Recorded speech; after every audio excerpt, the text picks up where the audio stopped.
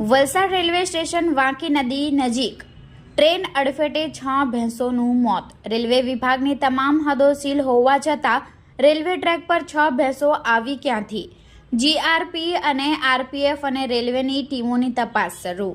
Valsad railway station નજીક વાંકી નદીના બ્રિજથી આરઓબી bridge વચ્ચે સુરત તરફ જતી ટ્રેન અડફેટે 6 ભેંસોનું મોત નીપજ્યું છે. ઘટના રેલવે કિલોમીટર 196ના પોલ નંબર 6 અને 14 વચ્ચે બની હતી.